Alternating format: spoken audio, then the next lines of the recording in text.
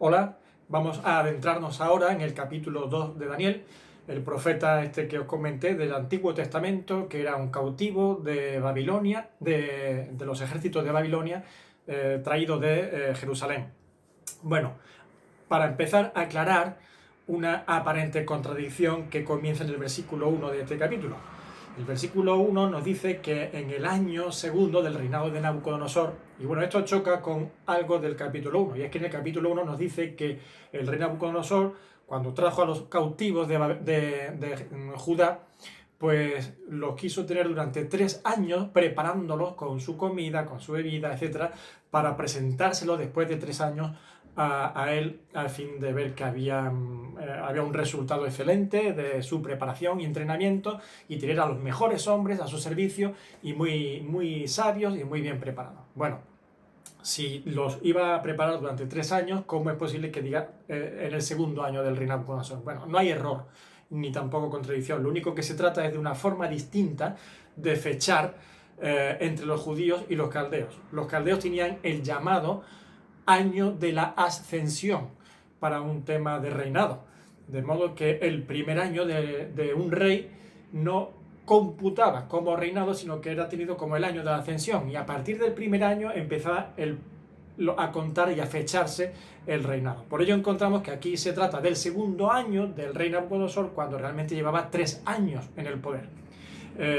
Y entonces vemos cómo en el versículo 1 del capítulo 1 empezaba diciendo: en el año tercero del reinado de Joacim, rey de Judá, es decir, cuando en Judá había un rey llamado Joacim,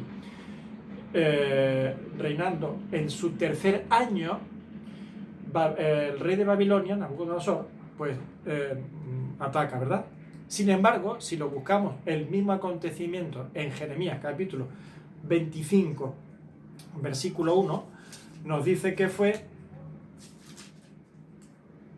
en el cuarto año, palabra que vino a Jeremías acerca de todo el pueblo de Judá en el año cuarto de Joacim, hijo de Josías, rey de Judá, el cual era año primero de Nabucodonosor, rey de Babilonia.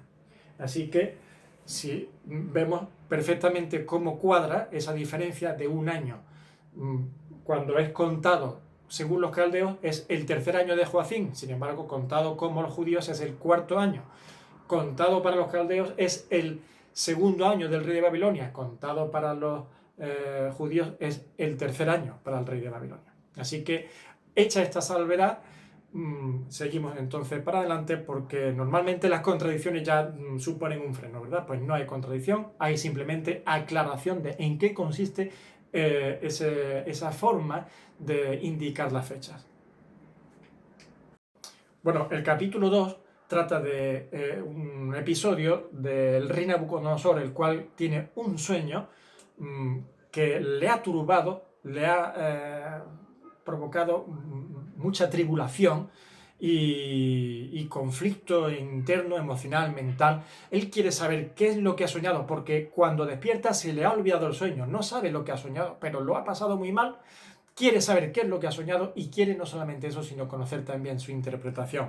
Para ello convoca a los astrólogos, magos, sabios, los caldeos, toda esta gente que era muy tenida en la corte allí real para temas religiosos, mágicos, trascendentales, astrológicos, etc. Así que son convocados para que le digan al rey qué es lo que ha soñado y en qué consiste ese sueño.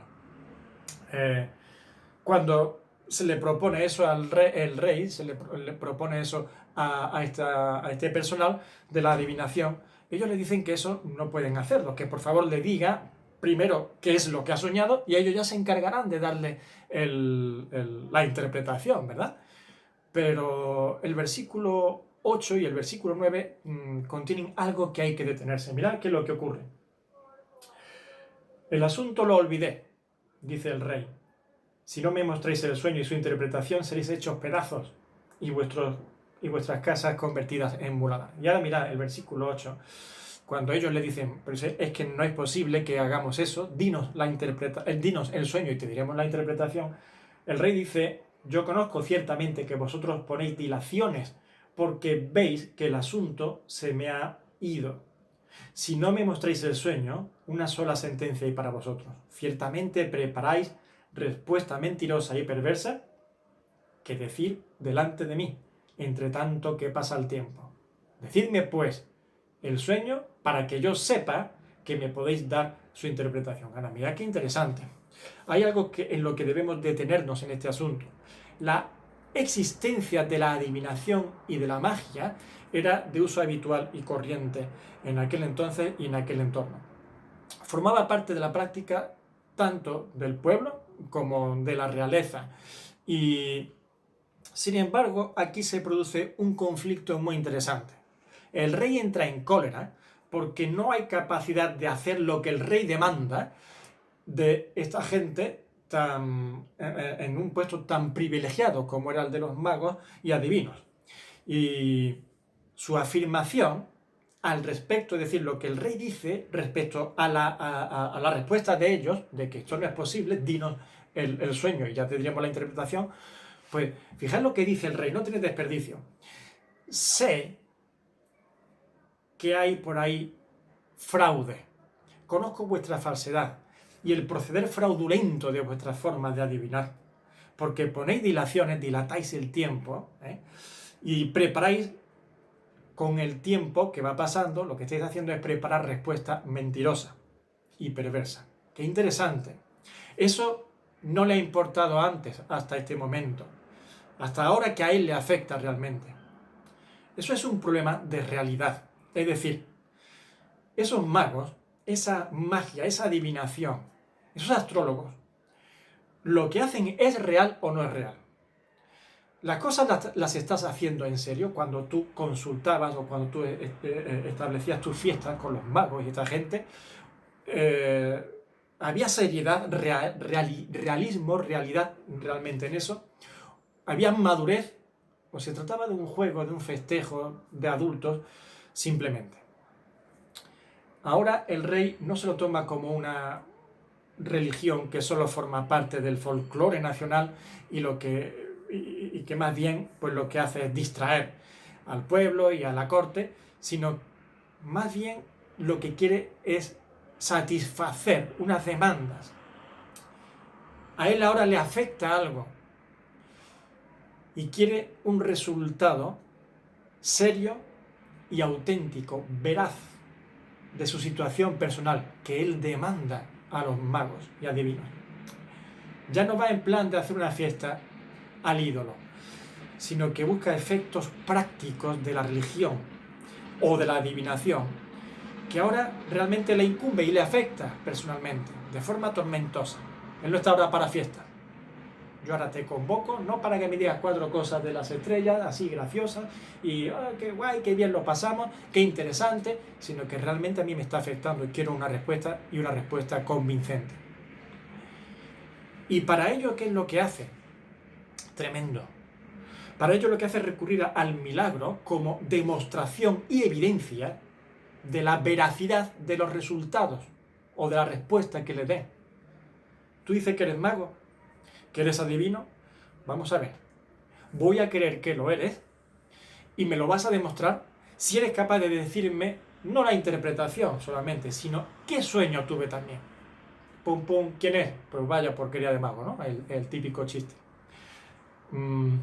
Pues si realmente adivino o mago, dime qué es lo que he soñado. Y aparte ya dime la interpretación. Si no, te voy a tener como fraudulento y como si tuvieses la respuesta ya preparada para engañarme. Mirad, el versículo 10 nos habla de la respuesta de los sabios, que lo único que hacen es plantear al rey la realidad de la esfera terrenal. Mirad qué es lo que hay en el mundo. Mirad, lo que hay es un mundo material limitado, que tenemos nuestros límites, nuestras fronteras, y de ahí no pasamos, no se puede pasar. Lo que tú nos estás presentando traspasa esas fronteras. No hay, le contesta, no hay hombre capaz de hacer algo así. Se llame mago, se llame adivino, se llame astrólogo, se llame como sea. Lo cual demuestra que la petición de tiempo, ellos se están demostrando cuando dicen, pero vamos a ver, aquí lo vamos a leer, ¿vale? Los caldeos respondieron delante del rey y dijeron, no hay hombre sobre la tierra que pueda declarar el asunto del rey. Así que si no hay hombre que pueda hacer eso, ¿por qué me pedís más tiempo? Están demostrando que la petición de tiempo era realmente dilatar para preparar una respuesta, porque reconocen que no era posible. Así que hay que inventarse una forma de agradar al rey y contestar al rey, aunque sea mentira, aunque sea inventada. Danos más tiempo. ¿Cómo que más tiempo? ¿Por qué no dice de primera hora? Eso es imposible. No existe forma en el mundo de hacerlo. Pero no les importa recurrir a la mentira. Ahora, por otro lado, les dicen otra cosa. No solamente dice que no hay forma de hacer eso, sino que además de esto, ningún rey, príncipe ni señor preguntó cosas semejantes a ningún mago, ni astrólogo, ni caldeo. Es imposible. Simplemente por eso, porque es imposible. O precisa de un milagro. Los sabios hacen una salvedad.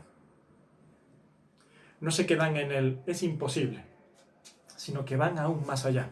Mirad lo que dice, versículo 11. El asunto que el rey demanda es difícil y no hay quien lo pueda declarar al rey, salvo, aquí viene la salvedad de los magos, de los adivinos, salvo los dioses cuya morada no es con la carne. Salvo los dioses cuya morada no es con la carne. Reconocen, por tanto, que existe algo superior, que hay algo con lo que ellos no tratan, con lo que no tienen relación. Saben que hay algo por ahí más allá, que trasciende a la carne, algo espiritual, pero ellos simplemente tratan realmente. Lo que ellos hacen consiste más bien en la manipulación de información, en las fantasías, en las invenciones, en el thrillerismo. Ese ha sido su trabajo. No ha sido realmente el de conocer bajo un paraguas, una esfera de sabiduría superior. Eso es de otra esfera y no tiene que ver con nosotros. Lo nuestro es folclore, lo nuestro es material. Bueno, los versículos 12 y 13 se ve cómo ya se dicta sentencia y ejecución de la sentencia, lo cual incluirá a Daniel y a sus 3 amigos. El rey entra en cólera y dice que sean ejecutados todos los sabios del reino. En el versículo 14 encontramos la primera aparición de Daniel y su primera intervención, de la cual se dice que fue sabia y prudente. Daniel no se ofrece como un corderito ante el ejecutor, ¿vale? No va a poner su cabeza sin decir ni más palabras, pero tampoco provoca una revuelta ni una rebelión allí en Babilonia. Lo que hace es informarse del asunto y del porqué de tanta premura. Eso está así en los versículos. En los versículos 15 al 16, pide por tanto una oportunidad. Dame una oportunidad, déjame que yo lo intente. Uy, cuánto valor tiene Daniel, ¿no? Intentarlo, Daniel, se lo dice al jefe de la guardia. Mira, los grandes de Babilonia, los grandes sabios, han dicho que es algo imposible, que es algo que solo está al alcance de quienes no son de carne y hueso. Y tú pides una oportunidad. ¿Tú quién crees que eres? ¿O tú con quién cuentas? ¿No? Sin embargo, se le concede la oportunidad. Versículos 17 y 18 nos hablan del momento en el que Daniel, entonces, con el permiso otorgado y la oportunidad de intentarlo, dice que acude a casa con sus amigos para pedir misericordia del Dios del cielo. Es importante porque él tiene una relación personal con su Dios, con el Dios que no es hecho de manos, que no es un ídolo, que no es una figurita, que no es una estampa, que no es una imagen, que no lo ha inventado ningún ser. Y es alguien con quien tiene relación personal, con el Dios del cielo, el Dios vivo, que ve, que oye, que escucha, que entiende, que siente, que actúa. Ahora, no es un acto individualista, sino que cuenta con sus amigos, sus compañeros, fieles compañeros, que tomaron la fe en serio como él desde el principio, como vimos en el capítulo 1, dispuestos a dar su vida si era necesario. Por esa fe, por esa autenticidad en su vida espiritual. Ahora, mirad, misericordia para no perecer con los demás, era lo que iba a pedir Daniel en esa oración con sus amigos. Pues yo creo que no es difícil entender que realmente más que buscar evitar la muerte, Daniel lo que quería era dar gloria a Dios. Ya habían puesto ellos sus vidas en riesgo en el capítulo 1 y volverá a ocurrir en los episodios, en los capítulos siguientes, volverán a poner sus vidas en riesgo para el fuego, para los leones, etcétera, en distintos momentos. De modo que en este caso, más que buscar salvar la vida, hay más bien una pretensión de no quedar como del montón, a la hora de ser ejecutado, pues ser ejecutado como uno más del montón de los impostores y falsos sabios y magos que llenaban la corte y el país de Babilonia. Así que lo que querían más bien era demostrar que eran siervos de un Dios vivo y verdadero, de un Dios que es el Dios de la gloria, al cual le quieren dar gloria, gloria a su nombre, y dar testimonio de él. En los versículos 19 al 23 se nos habla de la revelación del sueño por parte de Dios a Daniel y cómo Daniel adora a Dios por ello, ¿verdad? El versículo crucial de estos versículos, del 19 al 23, para todos los tiempos, es decir, el que incumbe a todas las personas a lo largo de los años y de los siglos hasta ahora, no va a ser el versículo 19. A muchos les gustaría que fuese el versículo 19, que ¿sabéis cuál es? ¿Qué es lo que dice? Entonces el secreto fue revelado a Daniel en visión de noche, por lo cual bendijo Daniel a Dios, al Dios del cielo. A muchos les gustaría que ese fuese un versículo que hoy pudieran tirar de él para decir, he recibido una revelación en sueños, y es que Dios me ha dicho esta noche tal o cual cosa. Y me ha dicho Dios que vosotros tenéis que hacer, Dios me ha dicho esta noche que yo tengo que ir, Dios me ha dicho y Dios me ha dicho. Hay muchos que se han levantado así a lo largo de los años y hasta recientemente diciendo yo he recibido una revelación de Dios, a mí Dios me ha dicho, he tenido un sueño, etc. No, no es así. Así no es la forma en la que Dios actúa siempre. Dios ha dejado ya su palabra, tenemos su escritura, tenemos su revelación completa y exacta para tirar de ella. Ya no hay más sueños. Los sueños tuvieron su momento y su propósito. Ahora, lo que sí queda vigente para todos los tiempos, para todos los años, para todos los siglos, para toda la historia de la humanidad, es el versículo 21. El versículo 21 que dice así. El versículo 20, vamos a leer el contexto. Daniel habló y dijo, sea bendito el nombre de Dios de siglos en siglos, porque suyos son el poder y la sabiduría. Y ahora el 21. Él muda los tiempos y las edades, quita reyes y pone reyes, da la sabiduría a los sabios y la ciencia a los entendidos. Pues esto es lo que nos debe quedar muy patente a todos, lo que debería quedar muy patente a todos, y siempre, que Dios es el que se encarga de mudar los tiempos y las edades. Él cambia el mundo, sus circunstancias, sus formas, sus eras. Y Él también quita a los reyes y pone a los reyes. Quita imperios, levanta imperios y deshace imperios. Esto nos debería quedar claro. Ahora, debemos entender que nos va a gustar siempre el imperio que haya, la autoridad que haya, el rey que esté, el gobierno que exista. Hombre, como lo ha puesto Dios, te tiene que gustar. No, ni debería gustar siempre. Porque más de una vez Dios ha levantado gente, gobiernos, gobernantes, imperios perversos, como forma de castigo, como forma de azote a los pueblos que han caminado en maldad. Pueblos corrompidos, corruptos absolutamente en todas sus formas. Y Dios ha levantado gente impía que ha acabado y que ha sido el castigo precisamente de esa nación. Así que no podemos decir, me gusta mucho ese gobierno o ese emperador o ese rey. Pero lo que sí debe producir, especialmente en el creyente, en el que entiende que esto viene de Dios, es que lleva al alma y al corazón, al interior, una paz y un descanso de saber que todo está bajo el control y el propósito de Dios. Y eso sí es bueno para los que somos de Él. Y es bueno siempre. Pase lo que pase, ocurra lo que ocurra y esté quien esté. Está bajo el control y el propósito de Dios.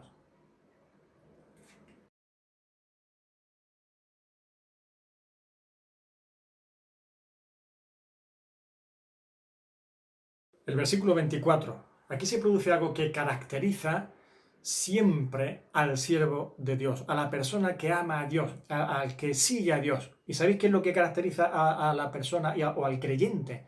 La intercesión. La intercesión, especialmente en la oración. La oración es una forma de interceder, ¿vale? Pues aquí Daniel hace una intercesión. Esta vez no es orando, sino actuando directamente con una persona, concretamente el capitán de la guardia, a favor de todos los demás magos. No mates a nadie, dice. No mates a nadie. Yo ya tengo la revelación. Voy a dar una respuesta satisfactoria al rey. Así que detén la matanza, no mates a nadie. Qué bueno, ¿verdad? Pensar en la vida de los demás, a pesar de que no sean de los tuyos, que no formen parte de tu grupo, de tu entorno, de tus amigos, de tus afines. Aunque sean incluso del bando contrario, no los mates. Cuando tu propia vida incluso está en juego, piensa en los demás. Qué interesante, ¿verdad? Así es el hombre que intercede, el hombre siervo de Dios que intercede. Ahora, no hay egoísmo, por tanto, no hay indiferencia ni indolencia, hay más bien empatía, hay compasión, hay un amor filial, es decir, una sensación de hermandad por humanidad, ¿no? Esa cosa que me une a él, somos de carne y hueso, todos iguales, con un corazón, con un cerebro, con unas piernas, unos brazos, somos iguales. ¿Esto qué es? De ser de arriba, de abajo, ni de un color ni de otro. No, no nos mate, hay solución. Ahora, ¿serían agradecidos esos que no fueron ejecutados gracias a la intercesión de Daniel? ¿Le darían las gracias o le ayudarían en un momento dado que lo necesitase Daniel? Pues tristemente la historia nos demostrará en los capítulos posteriores que no solamente no fueron agradecidos, sino que ocurrió todo lo contrario, buscaron acabar con Daniel. Y es que la envidia es uno de los males más terribles que corrompen el corazón del hombre. Y ya acabamos, versículos 25 al 28, comienza la comparecencia ante el rey. Es llevado prontamente, con premura, dice que se llevó a Daniel a la presencia del rey. No está la cosa para dilatar mucho en el tiempo. Y la primera pregunta del rey a Daniel va directa a la frente. ¿Podrías tú, qué interesante, podrías tú decirme, aclararme, podrías tú hacerme conocer el sueño que vi y su interpretación? Ante tal pregunta la respuesta es muy acertada. Y os la digo parafraseando. Pues no, mire, rey, yo no puedo. Si te refieres a mí mismo, a mis capacidades, a mi sabiduría, a mi inteligencia, a mi preparación, no puedo. De hecho, las últimas declaraciones de tus magos y de esos sabios y astrólogos fueron acertadas, de las pocas veces quizás que te hayan dicho la verdad. Pero esta vez sí te dijeron la verdad y acertaron. No hay sabio, ni mago, ni astrólogo, ni adivino, ni nadie humano que pueda hacer lo que el rey demanda. Y entonces Daniel continúa. Y llega lo que yo diría con un gran y solemne redoble de tambores de fondo. Llega un pero. Daniel dice todo eso. Es imposible que yo lo sepa, que ellos lo sepan, que nadie lo sepa. Pero hay un pero magnífico, magistral, excelso. Pero hay un Dios en los cielos, el cual revela los misterios y él ha hecho saber al rey Nabucodonosor lo que ha de acontecer en los postreros días. Sí, señores, hay un Dios en los cielos. Lo crean o no lo crean, lo acepten o no lo acepten, lo quieran o no lo quieran, hay un Dios en los cielos. Y con eso estoy diciendo mucho más de lo que parece que digo, querido rey. Estoy hablando de mucho más que un lugar. Estoy hablando de qué Dios hay, de cómo es ese Dios. No solamente de que hay un lugar llamado cielo y ahí hay un personajillo llamado Dios, con barba blanca, con aspecto de viejo y en una situación de entorno muy aburrida. No. Estoy hablando de que hay un Dios en los cielos y eso significa qué tipo de Dios es y cómo es ese Dios. No es un ídolo, no es creado, no es hecho de mano, ni por escultores, ni inventado por religiosos, ni por filósofos, ni por fantasiosos. Es un Dios que trasciende el espacio, el tiempo y la misma comprensión del cerebro humano, como dijeron los astrólogos y los magos, cuya morada no es con la carne. ¿Cuánta responsabilidad tienen algunos, como esos astrólogos y esos adivinos, que estando tan cerca de la verdad, sabiendo que hay un Dios por ahí que no tiene que ver con la carne, se obstinan en andar en la mentira, que era la forma de hacer a ellos su vida y su negocio? Pues ese es el Dios que hay, y ese es el Dios que yo adoro, querido Rey, y amo, y sirvo, querido Rey.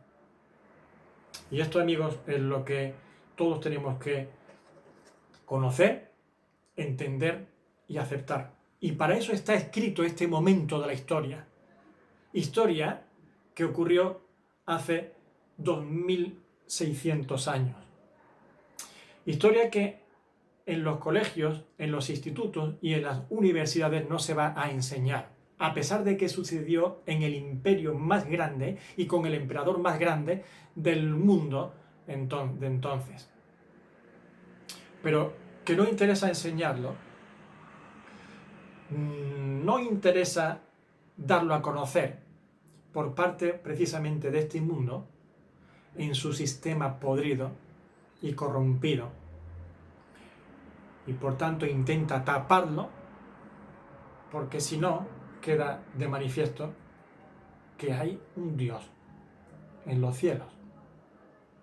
Pero a Dios no le calla nadie. Y 2600 años después lo seguimos conociendo y lo seguimos transmitiendo y testificando al mundo entero. De modo que las intervenciones de Dios y las de sus siervos, como fue el caso de Daniel, allí en Babilonia hace 2600 años, en la historia, en los imperios, son demostración y evidencia de que hay un Dios en los cielos.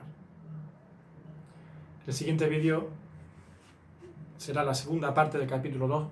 Vamos a considerar cómo Dios tiene todos los sucesos futuros bajo su control y bajo su visión y bajo sus planes.